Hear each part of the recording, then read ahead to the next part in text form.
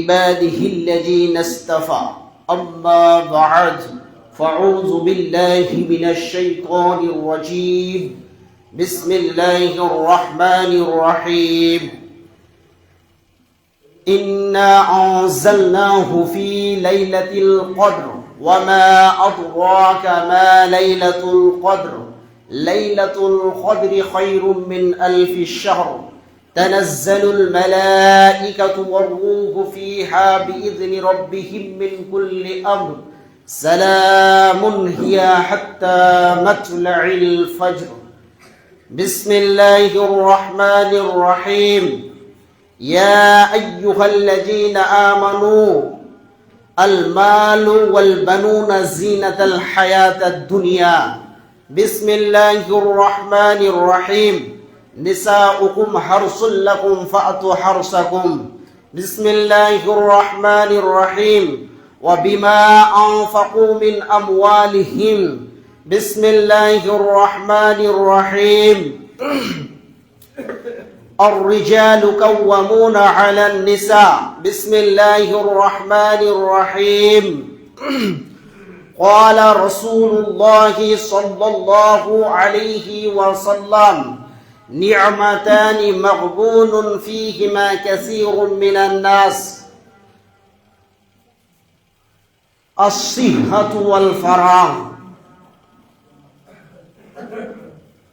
আজকের পবিত্র জুমা মসজিদের সুপ্রিয় মুসাল্লিগণ, প্রশংসা সেই বিশ্ববিধাতার আরশে আজিমে যিনি সর্বশ্রোতা সর্বজ্ঞ, যে মহান প্রভু আল্লাহ তাবারক ওয়া তাআলা প্রতিদিনের ন্যায় আজকেও তিনার পবিত্র স্থানে আসার সুযোগ বানিয়ে দিয়েছেন। এর জন্য সেই মহান মনিবের দরবারে একবার শুকরিয়া জ্ঞাপন করি। তাই সেই মহান রবের প্রেমে মগ্ন হয়ে সকলে অন্তরের অন্তঃস্থল থেকে বলি আলহামদুলিল্লাহ। দরুদ ও সালাম বর্ষিত হোক মা আমিনা লাল মরুর দুলাল আকাই নমদার তসদারে মাদানী নবী কুল শিরোমণি নবী মুহাম্মদুর রাসূলুল্লাহ, সকলে বলুন সাল্লাল্লাহু আলাইহি ওয়াসাল্লামের প্রতি লাখো কোটি দুরুদ ও শান্তির ধারা বর্ষিত হোক। আবার বলেন আল্লাহুম্মা সাল্লি আলাইহি আল্লাহুম্মা বারিক আলাইহি আল্লাহুম্মা আমিন। মুহতারাম মুকাররম, আজকে আমি আপনাদের সামনে কুরআনুল কারীমের বিভিন্ন জায়গা থেকে বিক্ষিপ্ত কয়েকটি আয়াত পরিবেশন করেছি। সেই সুবাতে রমজানুল মুবারকের লাইলাতুল কদরকে সামনে রেখে কয়েকটি কথা বলবো, বলে ইনশাআল্লাহ সমাপনী দেব। ওমা তাওফিকি ইল্লা বিল্লাহ। সুপ্রিয় শ্রোতা মণ্ডলী, আজকে আমি আপনাদের সামনে যে বিষয়টি বলতে ইচ্ছুক এবং মনের দিক থেকে নিয়ত করে দণ্ডায়মান হয়েছি, সেটি হলো কি, এই রমজান মাসে আজকে প্রায় অর্ধেকের বেশি আমরা ক্রস করে দিয়েছি। আল্লাহ তাবারক ওয়া তাআলা আমাদেরকে করিয়েছেন, আলহামদুলিল্লাহ। এরপরে আমাদের সামনে একটি অতি মূল্যবান রাত আসছে। সে রাতের কদর, সে রাতকে কেন্দ্র করে কিছু আলোকপাত করব এবং সমাজের মধ্যে কিছু উচ্ছৃঙ্খলতা দেখা যায়, সেই সমাজকে সংশোধনের জন্য কিছু বিষয় কোরআন এবং হাদিস থেকে তুলে ধরব। আজকে আল্লাহ তাবারক ওয়া তাআলা, আমি লাইলাতুল কদরের কথাটা পরে বলবো, কারণ ওটা মনে রাখতে হবে, কারণ সামনে আমাদের আসছে লাইলাতুল কদরের আগে আর জুমা পাওয়া যাবে না। তাই ওটা শেষের দিকে মনে আল্লাহ যদি রাখে তো ইনশাআল্লাহ বলবো, এবং যদিও ভুলে যায় তো আপনারা আমাকে মনে করে দিন। সময় অল্প, অনেকগুলো আয়াত পড়েছি। সেটা হলো কি, আল্লাহ তাবারক ওয়া তাআলা পৃথিবীর বুকে যখন এই মানব জাতিকে সৃষ্টি করলেন, পৃথিবীর প্রথম মানুষকে হযরতে আদম আলাইহিস সালাম, পৃথিবীর সর্বপ্রথম মহিলাকে হযরতে হাওয়া আলাইহিস সালাম, পৃথিবীর সর্বপ্রথম ঘর কোনটা? বাইতুল্লাহ, যেখানে আমরা হজে যাই। পৃথিবীতে মানুষ আসার আগে কারা বসবাস করত? পৃথিবীতে মানুষ আসার পূর্বে 7,500 বছর জিনেরা রাজত্ব করেছে, তারপরে মানব জাতি পৃথিবীর বুকে এসছে। তো ভাই, এরকম বিভিন্ন রকমের কথা আছে। তো আল্লাহ তাবারাক ওয়া তাআলা যখন হযরতে আদমকে বানালেন, তা হযরতে আদম আলাইহিস সালামের মন বেচৈন হয়ে আছে, ভালো লাগছে না। তো এর মনে চয়ন শোধন দেওয়ার জন্যে, এর মনে তৃপ্তি, আনন্দ, উৎফুল্লতা, স্বতঃস্ফূর্ততা জাগার জন্যে কার প্রয়োজন, কি জিনিসের প্রয়োজন, এটা আপনি জানেন না আমি জানি না? কে জানে? এটা কে জানেন? যিনি আমাদেরকে সৃষ্টি করেছেন তিনি জানেন। তো মহান রব দেখছেন যে আদমের এখন কে প্রয়োজন, কাকে প্রয়োজন, কি দিলে তার দিলে চয়ন সুতুন জন্মাবে, সে শান্তিতে বসবাস করবে এবং সে উৎফুল্লতার জিন্দেগি যাপন করবে। তো কার প্রয়োজন এটা আল্লাহ ভালো জানেন। তো আল্লাহ তাবারাক ওয়া তাআলা বলছেন, আদম তোকে ভালো লাগছে না তাই না? তো আদমের সঙ্গে কাকে দিলেন? হাওয়া আলাইহিস সালামকে তিনার জীবন সঙ্গী হিসাবে দিলেন। তাই আল্লাহ তাবারাক ওয়া তাআলা সূরা রুমের মধ্যে বলছেন, ওয়ামিন আয়াতিহি আন খালাকা লাকুম মিন আনফুসিকুম আজওয়াজা লিতাসকুনু ইলাইহা ওয়াজআলা বাইনাকুম মাওয়াদ্দাতাও ওয়া রাহমা ইন্না ফি যালিকা লাআয়াতিন লিকাউমি ইয়াতাফাক্কারুন। আল্লাহ বলছেন, হে মানব জাতি, তোমাদেরকে এমন একটি সিস্টেমিক দিয়ে তৈরি করেছি, তোমাদের ভিতরে এমন একটি মহব্বত সৃষ্টি করেছি যে একজন অপরজনের জন্য পাগল। তো আল্লাহ তাবারাক ওয়া তাআলা বলছেন, তোমরা যখন পৃথিবীর বুকে ভ্রমণ করবে, এখানে ওখানে যাওয়া আসা করবে, তখন তোমাদের কি হবে? মনের মিজাজে বিগাড় দেবে। তখন তুমি অন্য জায়গাতে যেও না। লিতাসকুনু ইলাইহা, তুমি চলে যাও কার কাছে? ওয়াজআলা বাইনাকুম মাওয়াদ্দাতা ওয়া রাহমা, তোমার স্ত্রীর কাছে যাও, তার কাছে আমি রহমত বরকত দিয়ে রেখেছি এবং তুমি তোমার মনের চয়ন সুতুন জাগিয়ে লাও।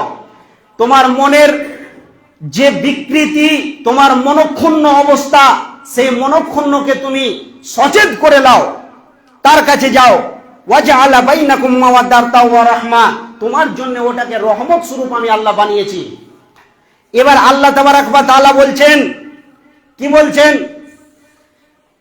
আল্লাহ তাবারাক ওয়া তাআলা বলছেন, নিসাউকুম হারসুল লাকুম ফাতু হারসাকুম। আজকে এই উত্তর পাড়ার মাঠ, দক্ষিণ পাড়ার মাঠ, পশ্চিম পাড়ার মাঠ আর পূর্ব পাড়ার মাঠ, এই মাঠ যে ক্ষেত আমরা শস্য কি করি, সেগুলোতে রোপণ করি, আর ওখান থেকে আমরা মটর, কালাই, ভুট্টা, ধান চাষ করে আমরা জীবন অতিবাহিত করি। কিন্তু আল্লাহ তাবারাক ওয়া তাআলা নারী জাতিকে বললেন, নিসাউকুম হারসুল লাকুম ফাতু হারসাকুম। এটা হলো একটা শস্য ক্ষেত। তাহলে এই শস্য ক্ষেতে আপনাকে ভুট্টা দিবে না, আপনাকে জও দিবে না, গম দিবে না, ধান দিবে না, কলাই দিবে না। আপনাকে কে কি দিবে? কোন বস্তু দিবে? এই শস্য এমন একটি দামি সম্পদ দিবে যে পৃথিবীর আর কোন জমিন ওখানে আর দিতে পারবে না। কাকে দেবে? একজন বিখ্যাত আলেমের জন্ম দিবে। ডাক্তার জাকির নায়েকের জন্ম হয়েছে তার মায়ের পেটের মধ্যে থেকে। তারপরে নবী, আউলিয়া, আউস, কুতুব, ইমাম, হযরত, সারা পৃথিবীতে যত দামি দামি মানুষ এসেছে, চোর, লম্পট, দাগাবাজ, বেঈমান, চুগলখোর, মিথ্যাবাদী, পরনিন্দা পরচর্চা করনেওয়ালা, সমস্ত বেঈমান, জালেম, ফাসেক, নমরুদ, হামান, ফেরাউন, কাফের, মুশরিক, সমস্ত জন্ম নিয়েছে মায়ের পেটের ভিতর দিয়ে আসতে হয়েছে। তাহলে ওই মায়ের পেটের মধ্যে থেকে বড় বড় আলেম, বড় বড় আবেদ, বড় বড় ইমাম, বড় বড় হযরত, ইমাম বুখারী, ইমাম তিরমিজি, ইমাম নাসাই, এই রকম বড় বড় পৃথিবীর বুকে উচ্চত মানের ইতিহাস, উজ্জ্বল ইতিহাস, যারা সুনাম ধন্য হয়ে পৃথিবীর বুক থেকে চিরতরের বিদায় নিয়েছেন, কোন জমিন থেকে এসছে? না মায়ের পেটের মধ্য থেকে এসছে, মায়ের পেট থেকে বেরিয়েছে তারা। অতএব আল্লাহ তাবারাক ওয়া তাআলা বলছেন, ফাসসালিহাতুন ফাসসালিহাতুন কানিতাতুন লিল গায়বি বিমা হাফিজাল্লাহ। আজকে কি করতে হবে? একজন মহিলার দায়িত্ব হলো যে তার পুরো বডিটাকে তার স্বামীর জন্য সংরক্ষণ করে রাখতে হবে, সংরক্ষণ করে রাখতে হবে। তাহলে এখান থেকে আমাদেরকে নসিহত করতে হবে। কি নসিহত? আজকে মা বোনেরা এই মসজিদে জুমার নামাজ পড়তে পারে না, আমাদেরকে অতি শীঘ্র ব্যবস্থা করতে হবে জুমার নামাজের জন্য। আজকে পৃথিবীর বুকে অনেক জাতি ধ্বংস হয়েছে কিসের কারণে? মহিলাদের চক্রান্তে। তাই আল্লাহর নবী জনাবে মুহাম্মদ রাসূলুল্লাহ সাল্লাল্লাহু আলাইহি ওয়াসাল্লাম বলেছেন, ওয়াত্তাকুন নিসা ফাত্তাকুদ দুনিয়া, তোমরা পৃথিবীর বুকে মহিলাদেরকে ভয় করো, আর ফাত্তাকুদ দুনিয়া, ওই মহিলাই হলো পৃথিবীর বুকে সবচাইতে বড় ফিতনা। অতএব এইগুলোকে আমাদেরকে কন্ট্রোল করতে হবে। আজকে দিন ইসলাম আল্লাহর কাছে, ইন্না দীনা ইনদাল্লাহিল ইসলাম, দিন ইসলাম আল্লাহর কাছে সবচাইতে পছন্দনীয়। তাই আল্লাহ সূরা আল ইমরানের মধ্যে বলেছেন, ইন্না দীনা ইনদাল্লাহিল ইসলাম, আল্লাহর নিকটে, আমার রবের নিকটে সবচাইতে মনোনীত ধর্ম হচ্ছে দ্বীনুল ইসলাম। অতএব দিন ইসলাম এমনই একটি জীবন ব্যবস্থার নাম, এই দিন ইসলামের মধ্যে কেউ যদি ঢুকে যায় তাহলে সে শান্তি পাবে। আজকে দিন ইসলামের একটা রুলস আছে, এই দিন ইসলামের রুলসের বাইরে যদি কেউ চলে তাহলে জেনে নিতে হবে ওয়া মাওয়াহুন নার, সে ব্যক্তি জাহান্নামের জন্য তাকে তৈরি হয়ে যেতে হবে। অতএব দিন ইসলাম এমন একটি সুন্দর জীবন ব্যবস্থা যে এই দিন ইসলাম এমন একটি সুন্দর জীবন ব্যবস্থা, এর মধ্যে যদি কেউ ঢুকে যায় তাহলে জেনে নিতে হবে যে সে জান্নাতি লোক। আর দিন ইসলামের বাইরে যদি কেউ থাকে তাহলে জেনে নিতে হবে সে জাহান্নামের খোরাক। অতএব শিক্ষিত সুধী মণ্ডলী, আজকে বর্তমান পরিস্থিতিতে আল্লাহ তাবারক ওয়া তাআলা পুরুষ জাতিকে বলছেন, হে পুরুষ জাতি, আর রিজালু কাওয়ামুনা আলান নিসা, সারা পৃথিবীর বুকে যত নারী আছে সমস্ত নারীর নেতা বানিয়েছি। অতএব তোদের হুকুম, তোদেরকে অনগত্যাশীরা হয়ে ওই মহিলাদেরকে জীবন যাপন করতে হবে। এবার আপনার যদি সেই রকম দাপট, সেই রকম ক্ষমতা, সেই রকম যদি পাওয়ার না থাকে, তাহলে যতদিন পর্যন্ত আপনার পাওয়ার, আপনার ক্ষমতা যতদিন পর্যন্ত না হবে, আল্লাহর নবী বলছেন, হে ওয়াকেজ পুরুষ, হে শরীর সমাধি পুরুষ, হে পুরুষ, তুমি তোমার স্ত্রী, সন্তান, সন্ততির পিছনে যদি খরচা না করতে পারো তাহলে তোমাকে বিয়ে করতে হবে না। তোমাকে কি করতে হবে? তোমার যদি শরীরে খুব উত্তপ্ত যৌবনের ভাটিল ধরে যায় তাহলে তোমাকে কি করতে হবে? সিয়াম রাখতে হবে, তবেই দমন হবে। আর তোমাকে ওই পাওয়ার ও ক্ষমতা তোমার ভিতরে যেন থাকা চাই। আল্লাহর নবী বলছেন, মুআজ বিন জাবালকে 10টি ওসিয়ত করেছেন, তার মধ্যে বিশ্বনবী জনাবে মুহাম্মদ রাসূলুল্লাহ, সকলে একবার মহব্বতের সঙ্গে বলেন সাল্লাল্লাহু আলাইহি ওয়াসাল্লাম, তিনি কি বলছেন? ওয়ালা তারফা আসাকা আদাবান, হে মুআজ, তুমি আমার উম্মতদেরকে, আমার বিশ্ব উম্মতকে তুমি এই কথাটা ছড়িয়ে দিও যে ওয়ালা তারফা আসাকা আদাবান, সব সময় সংসার চালাতে গেলে একটা আদবের লাঠি থাকা চাই। সব সময় সংসারকে মেনটেন করতে গেলে একটা আদবের লাঠি থাকা চাই। আজকে বর্তমান পরিস্থিতিতে একটা ছেলে সন্তান, পিতামাতা যে জন্ম নিয়েছে, তারা এমন উচ্ছৃঙ্খল, এত নরহায়ানা যে তাদের কোনো কৃষ্টি কালচার ঠিক নাই। দিন ইসলামের ব্যাপারে তাদের কোনো কৃষ্টি কালচার ঠিক নাই। তাহলে জানতে হবে যে তার বাপ হলো সবচাইতে বড় নরহায়ানা, পশু প্রাণীর মতন। তাই তার সন্তানরা পশু প্রাণীর মতন জীবন যাপন করে। তাই আল্লাহ তাবারক ওয়া তাআলার নবী বলছেন, ওয়ালা তারফা আসাকা আদাবান, তুমি কি করো? তুমি কি করো? সব সময় আদবের জন্য একটা লাঠিকে চমকাতে থাকো। এক হাতে থাকবে ওয়ানফিক আলা আয়ালিকা মিনাত তাওলিক, যে পরিমাণ তুমি ইনকাম করবে তেমন তোমার সন্তান, তোমার স্ত্রী, তোমার পিতামাতা, তোমার আত্মীয় স্বজনদের পিছনে তুমি কি করো? খরচা করো। আর যদি এক হাতে থাকবে তোমার লাঠি, শাসনের লাঠি, আর এক হাতে থাকবে মহব্বত, যখন স্কুল, কলেজ, মাদ্রাসা, ইউনিভার্সিটিতে যাবে না, আপনার মেয়ে বড় হয়েছে, মাথায় কাপড় দিচ্ছে, অর্ধেকটা ফাঁকা অর্ধেকটা ঢাকা, তাহলে জানতে হবে আল্লাযী ইয়াকুরু ফি আহলিহিল খাব্বাস, এই লোকটি হলো কাপুরুষের বাচ্চা। আর আল্লাহর নবী বলছেন দায়ুস, এই লোকটি যদি তাহাজ্জুদ পড়ে পড়ে পড়ে পড়ে মসজিদকে যদি মাথা ঢুকে খাল করে দেয়, ওই লোকটা কোনোদিন জান্নাতে যাবে না। যার মেয়েরা আপনার কিনা পুরুষের পোশাক পরে বেড়ায়, আর যার বাপ এগুলো বেহাইয়াকে সুযোগ দিয়েছে, ওর বাপ কোনোদিন জান্নাতে যাবে না। ওর তাহাজ্জুদ কোনো কাজে লাগবে না, ওর সিয়াম হজ পালন করে কোনো কাজে লাগবে না। অতএব আপনাকে ওই জন্য আল্লাহর নবী বলছেন, হে পুরুষ, ততক্ষণ পর্যন্ত তুমি বিবাহ করতে যেও না যতক্ষণ পর্যন্ত তুমি কি করতে পারবে না, সংসারকে, স্ত্রীকে, সন্তান সন্ততি, মেয়ে ছেলেকে যতক্ষণ পর্যন্ত তুমি কন্ট্রোল না করতে পারবে ততক্ষণ তোমাকে বিয়ে করতে হবে না। তোমার যদি খুব প্রয়োজন হয়, তুমি যদি না নিজেকে সহ্য করতে পারো, তুমি রোজা রাখো। আজকে সমাজের ভিতরে ওয়াবিমা আনফাকু মিন আমওয়ালিহিম, আল্লাহ পুরুষকে দায়িত্ব দিয়েছে, হে পুরুষ জাতি, তুমি ইনকাম করবে এবং তুমি সংসারে খরচা করবে। আজকে কাপুরুষদেরকে দেখবেন, এরা কোনোদিন সুপুরুষ নয়।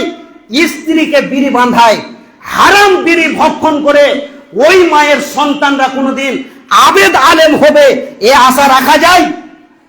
আজকে পৃথিবীর বুকে দেখেন, আজকে পিতার উপরে কত বড় দায়িত্ব আছে। আজকে বেহাইয়ার সুযোগ আমরা দিচ্ছি। কেমন? আজকে আমরা পোশাক কিনে দিচ্ছি, সেই ইহুদি খ্রিস্টান নাসারা বৌদ্ধদের পোশাককে আমরা নিজেকে অ্যাপ্রোচিং করেছি এবং গায়ে সেটিং করেছি।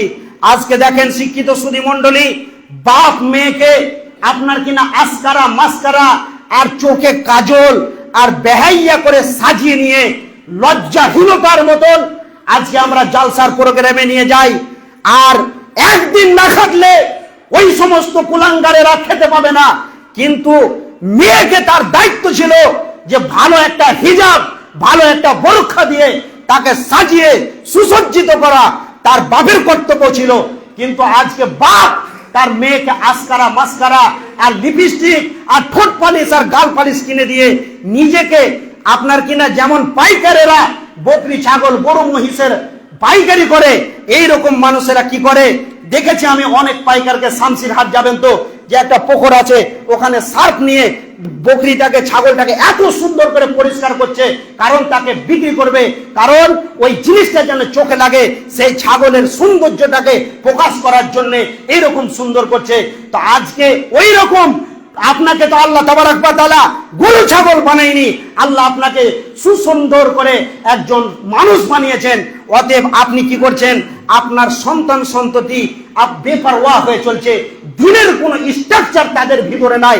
এইরকম পিতামাতাকে আল্লাহর নবী বলছেন ওয়াদাইতুল্লাযী ফি আহলিহিল খাব্বাস, এইরকম মানুষ হলো কাপুরুষ, এইরকম মানুষ হলো দায়ুস। অতএব দায়ুস কোনোদিন জান্নাতে যাবে না, যারা ছেলে মেয়ে সন্তান সন্ততিকে বেহাইয়ার সুযোগ দেয়। একজন পুরুষ যদি তার স্ত্রীকে কন্ট্রোল না করতে পারে, বেপরোয়া হয়ে চলেছে। আল্লাহর নবী বলছেন, তোমার উপরে যত বড় ঝড় আসুক, এই পৃথিবীটা হলো পরিশ্রমী জীবন। ছোট্ট মতো জীবনে মানুষ কিসের আরাম আয়েশ করবে? তাকে তুমি তালাক দিয়ে দাও, এটা শরীয়ত আপনাকে পারমিশন দিয়েছে। আল্লাহ তাবারাক ওয়া তাআলা সূরা তাহরিমের মধ্যে কি বলছেন? যে আসা রাব্বুহু ইন তাল্লাকাকুন্না, যে আসা রাব্বুহু ইন তাল্লাকাকুন্না আই ইবদিলাহু আজওয়াজান খায়রাম মিনকুন্না মুসলিমাতিন মুমিনাতিন কানিতা। আল্লাহ তাবারাক ওয়া তাআলা বলছেন, নবীর স্ত্রীরা নবীর ওপরে একটা ইলজাম লাগিয়েছিল। সেই ইলজামটা কি? বিশ্ব নবী মধু পান করতে ভালোবাসতেন, কিন্তু তিনার স্ত্রীরা কি করেছিল? জাইনাব রাদিয়াল্লাহু তাআলা আনহা কি করেছিলেন?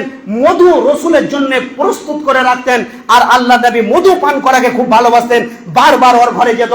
তখন অন্য স্ত্রীরা মনে মনে ভাবছে যে সপ্তাহে পালি করে করে করে করে নবী আমাদের ঘরে আসে, আর জাইনাবের বাড়িতে দিনে 4 বার 5 বার করে যায়, তাহলে নবীর যাওয়াটা বন্ধ করতে হবে। তখন কি করলো?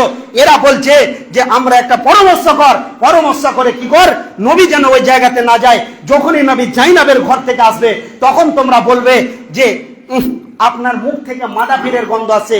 আরব কান্ট্রিতে একটা ফল পাওয়া যায়, তার নাম মাগাফির, তার আঠাটা দুর্গন্ধময়। যখনই রসুল আসবে তখনই তোমরা এরকম বলবে। তবে এইরকম যদি হয়, এদেরকে আল্লাহ তাবারাক ওয়া তাআলা হুঁশিয়ারি করতে গিয়ে বলছেন, ইন তাতুবা ইলাল্লাহি ফাকাদ সাগাত কুলুবাকুমা, হে মহিলারা, হে রসুলের স্ত্রীরা, তোমরা যেভাবে রসুলের উপরে কি করেছো, ইলজাম লাগিয়েছো যে রসুল পান করেছে মধু, আর তোমরা বলছো রসুল পান করেছে মাগাফির। অতএব যদি তোমরা এইরকম যদি রসুলের উপরে কি করো, ইলজাম লাগিয়ে দাও, তাহলে তোমরা কি করো? ইন তাল্লাকাকুন্না, আমার নবীর কাছ থেকে তোমরা বিচ্যুত হয়ে যাও, তালাক নিয়ে নাও। আর শুনে নাও, তোমরা যদি আমার নবীর কাছ থেকে সরে যাও তাহলে শোনো আমার নবীর সাথে কে থাকবে, কে কে থাকবে। ওয়া ইন তাজাহারা আলাইহি ওয়াল মাওলা ওয়াল মুমিনিনা ওয়া সালিহুল ওয়াল মালাইকা, আল্লাহর নবীর সঙ্গে থাকবেন আল্লাহ, স্বয়ং থাকবে মুমিনরা, সমস্ত ফেরেশতাকুল তার নবীর সঙ্গে থাকবে। অতএব তোমরা যদি এরকম ধরনের কি করো, আমার নবীর উপরে তোহমাত লাগাও, তাহলে তোমাদেরকে ধ্বংস করে আমার নবীর বিছানায় তোমাদের থেকে দামি একদম গোলাপ ফুলকে নবীর জন্য সুসজ্জিত করে দেব। অতএব শিক্ষিত সুধী মণ্ডলী, আজকে যদি আমরা না পারি তাকে শাসন করতে, তাহলে আপনি ছেড়ে দেন, জীবনের উপরে আসুক, কেস কাচারি মামলা আসবে, আপনাকে এটা গ্রহণ করে নিতে হবে। কিন্তু একজন বেহাইয়া, একজন বেলিল্লা, একে নিয়ে জীবনে সংসার করা যাবে না। তাই আল্লাহ তাবারক ওয়া তাআলা বলছেন যে হে পুরুষ জাতি, তোমাদের উপরে আল্লাহ তাবারক ওয়া তাআলা এত বড় হুঁশিয়ারি দিয়েছে, ওয়া বিমা আনফাকু মিন আমওয়ালিহিম, তোমাকে দিয়েছে ইনকাম করার দায়িত্ব। আর তুমি কাপুরুষের মতন, তুমি ওয়াসাদিন পুরুষের মতন তুমি স্ত্রীর কামাই খাও, তোমার মতো জঘন্য নরহায়ানা আর পৃথিবীর বুকে কে হতে পারে। তো শিক্ষিত সুধী মণ্ডলী, আজকে আমরা অনেক কথাই শুনলাম এবং জানলাম। আল্লাহ তাবারক ওয়া তাআলা আমাদেরকে বেশি করে আমল করার তৌফিক দান করেন যেন, আল্লাহুম্মা আমিন। এবার আসেন রমজান মাস, এই মাসের বক্তব্য ধারাবাহিকভাবে বললাম, আর একবার আপনাদেরকে রিপ্লাই করছি একটি হাদিস, মান সামা রমজান ঈমান ওয়া ইহতিসাবা গুফিরা লাহু মা তাকাদ্দামা মিন জামবি। একজন মানুষ সুস্থ সবল অবস্থায় সে কি করতে পেল, জীবন যাপন করতে পেল, এবং আল্লাহ তাকে সুস্থ রেখেছেন, আর এই অবস্থাতে আল্লাহর শুকরিয়া আদায় করলো, সে রমজানকে পেল এবং আল্লাহর এই ফরজ ইবাদতটাকে সে গ্রহণ করে নিল, এবং সে কি করলো, পুরো মাসটাই সিয়াম রাখলো। আল্লাহ তাবারক ওয়া তাআলার নবী বলছেন গুফিরা লাহু মা তাকাদ্দামা মিন জামবি, তার জীবনের সমস্ত গুনাহ আল্লাহ মাফ করে দিলেন। যে ব্যক্তি এই পুরো রমজানের সিয়াম পালন করলো নেকির আশায়, সওয়াবের আশায়, ঈমান ইহতিসাবের সাথে, ওর জীবনের সমস্ত গুনাহকে আল্লাহ মাফ করে দিল। তারপরে আল্লাহ বলছেন ওমান কামা ঈমানান ওয়া ইহতিসাবান গুফিরা লাহু মা তাকাদ্দামা মিন জামবি, ধারাবাহিকভাবে যে ব্যক্তি তারাবির সালাত আদায় করলো, মা তাকাদ্দামা মিন জামবি, সমস্ত তার পূর্বের গুনাহকে আল্লাহ মাফ করে দিবেন। তারপরে বলছেন ওমান কামা লাইলাতুল কদরি ঈমানান ওয়া ইহতিসাবান গুফিরা লাহু মা তাকাদ্দামা মিন জামবি, এই যে সামনে বিজোরের রাত্রি গুলো আসবে, রমজানের রাত, লাইলাতুল কদরের রাত, শেষ দশকে বিজোর রাত্রিগুলোকে জাগরণ যারা করবে, আল্লাহর নবী বলছেন মা তাকাদ্দামা মিন জামবি, তার পূর্বের সমস্ত জীবনের গুনাহকে আল্লাহ মাফ করে দিবেন। তাহলে শিক্ষিত সুধী মণ্ডলী, সামনে যে রাতটি আমরা পাবো, সেই রাতকে বলা হয়েছে কদরের রাত। এত মূল্যবান রাত, এক রাতের ইবাদত 1000 মাসের রাতের চাইতে অতি উত্তম। তবে আপনাকে বলা হয়নি এইভাবে যে কোন রাত্রিটা লাইলাতুল কদরের রাত হবে। 20 রমজানের পর আপনাকে কন্টিনিউ ভাবে 5টি রাত জাগরণ করতে হবে, এবং সেই রাতটা এত গুরুত্বপূর্ণ। এক রাত 1000 মাসের, যে 1000 মাস যদি আপনি বেঁচে থাকেন, 1000 মাস যত ইবাদত করবেন, আর 1000 মাস যত ইবাদত করবেন, যতগুলো ইবাদত করে নেকি পাবেন, একটি রাত লাইলাতুল কদরের রাত যদি আপনি জাগরণ করেন, আর সেইভাবে ঈমান ইহতিসাবের সাথে সেই রবের কাছে যদি আপনি করন্দন করেন, তাহলে আপনার কি হয়ে যাবে, আপনি 1000 মাসের নেকি আপনি পেয়ে গেলেন। তবে আপনাকে এই অফারটা ছাড়লে হবে না। এই মাসের এই শেষ দশকের রাতের আমাদেরকে মূল্যায়ন করতে হবে। সেই রাতটাকে কিভাবে অতিবাহিত করবেন। আম্মা জান আয়েশা রাদিয়াল্লাহু তাআলা আনহাকে আল্লাহর নবী বললেন, ইয়া রাসূলুল্লাহ, লাইলাতুল রাত্রিটা কিভাবে আমরা জাগরণ করব? তখন আল্লাহর নবী বললেন, আয়েশা তুমি পড়বে এই দোয়াটা বেশি বেশি করে, আল্লাহুম্মা ইন্নাকা আফুউন তুহিব্বুল আফওয়া ফাফু আন্নি, হে আল্লাহ তুমি চরম পরম ক্ষমাশীল, তুমি মানুষকে ক্ষমা করতে ভালোবাসো, অতএব তুমি আমাকে ক্ষমা করো। বার বার বার বার বার বার যখন আপনি এই দোয়াটা পড়বেন, কোরআন পড়বেন, 2 রাকাত করে সালাত আদায় করবেন, আর এই দোয়াটা পড়বেন, জীবনের সমস্ত গুনাহকে আল্লাহ মাফ করে দিবেন। অতএব শিক্ষিত সুধী মণ্ডলী, এটা যেন আমাদের মনে থাকে। কারণ ওয়ামা আদরাকা মা লাইলাতুল কদর, বারবার কথাটাকে ঘুরিয়ে ঘুরিয়ে বলছে যে তোমরা কি জানো সে রাতটা কত অতি উত্তম রাত? লাইলাতুল কদরে খায়রুম মিন আলফি শাহর, সেটি 1000 মাসের ইবাদতের চাইতে অতি উত্তম রাত। অতএব আমাদেরকে এটাকে মূল্যায়ন করতে হবে, সকলে মহব্বতের সঙ্গে। সেই দিন দরকার হলে তারাবি বন্ধ করে দিতে হবে, দিয়ে সকলে একদম কোরআন পড়তে হবে। যারা পড়তে জানি না তারা শুনবো, এবং 2 রাকাত করে সালাত আদায় করব, এবং রাত্রিটা অতিবাহিত করব। আজকে 4-5 বছর আমি খুতবা দিই 2017 থেকে, তার আগে কোনোদিন কোনো আঞ্জুমানে আমাকে কোনো মুলবি চড়াইতে পারেনি। যখনই আঞ্জুমানের সময় আসতো আমি পালিয়ে যেতাম। তো যেদিন থেকে এই কাজে লেগেছি সেই দিন থেকে এইভাবে বলতে থাকি, অনেক জায়গাতে থেকেছি, কিন্তু শিক্ষিত সুধী মণ্ডলী কাউকে পাওয়া যাচ্ছে না। সবাই আপনার কিনা তারাবি পড়ে নিলাম, বিভোর ঘুমে ঘুমিয়ে গেলাম। কিন্তু আমরা মনে করি এই যে এখন আছি, সুস্থ আছি, ভালো আছি, ফ্রি টাইমে আমরা কি করব? ওই ইবাদতগুলো করব। কিন্তু শিক্ষিত সুধী মণ্ডলী, হঠাৎ এমন একটি পরিস্থিতি চলে আসবে যে আপনি আর ইবাদত করার সময় পাবেন না। আর একটা শেষকালে আমি কথা বলি আপনাদেরকে, সেটা হলো কি যে কোরআনের জন্যে সাহাবা ইবনে মাজমাইনরা, বিশেষ করে তাবুকের যুদ্ধের ঘটনাটা আপনারা একবার পড়বেন। বইটার দামও বেশি নয়, 250 থেকে 300 টাকা। আর রাহিকুল মাকতুম, তো এই বইটাতে পাবেন সেই ঘটনাগুলো নিখুঁত করে লেখা হয়েছে। তো সেখানে কি বলা হচ্ছে, তাবুকের যুদ্ধের সময় যখন বেঈমানরা হামলা করলো, তখন আল্লাহর নবী গোডাউন খুলছেন, বাইতুল মালের কোনো কিছুই নাই। সাহাবীরাকে এলান করতে বললেন, বেলাল তুমি একবার এলান করো যে বাইতুল মালে কিছু নাই, দিন ইসলাম শেষ হয়ে যাবে, কোরআন আর পৃথিবীর বুকে থাকবে না। অতএব তোমরা কি করো, এক্ষুনি তোমাদের যা আছে বাইতুল মালে জোগাড় করো, অস্ত্র শস্ত্র আমাদেরকে সংগ্রহ করতে হবে, না হলে আমরা কি করে তাদের মোকাবিলা করব। হযরতে বেলাল যখনই এলান করলেন, যত সাহাবা সাহাবীন, পুরুষ সাহাবা আর মহিলা সাহাবা, তারা কোন মহিলার বয়স 25, কাউরি 30, কাউরি 40, এইরকম বয়সের মহিলারা কানের, নাকের, গলার যা ছিল সমস্ত খুলে দান খায়রাত করছিল, যে আমাদেরকে কোরআনকে পৃথিবীর বুকে বাঁচাতে হবে। এই বলে তাদের একটাই উদ্দেশ্য ছিল। আল্লাহর নবী কোন কোন মহিলাকে বলছেন, আম্মা তুমি এ বয়সে সব কেন দান করেছো? ইয়া রাসূলুল্লাহ, কোরআনের চাইতে মূল্যবান সম্পদ আর কি আছে? অতএব তারা বুঝেছে যে মানজাল্লাযী ইকরিজুল্লাহু কারজান হাসানা, আমি যেটা আল্লাহকে দান করছি সেটা আল্লাহর কাছে আমি ঋণী, আল্লাহ আমার কাছে ঋণী, এর হিসাব আমাকে দেবে। অতএব শিক্ষিত সুধী মণ্ডলী, আপনাদেরকে আমি বলবো না, আপনি আপনার বিবেক বিবেচনা দিয়ে দেখেন, পৃথিবীতে প্রত্যেকটি মানুষের আপনার কিনা সংসার আছে, প্রয়োজন আছে, আপনার যেমন আছে সবারই আছে। অতএব মসজিদ মাদ্রাসায় দান করার ব্যাপারে এত কেন পিছিয়ে?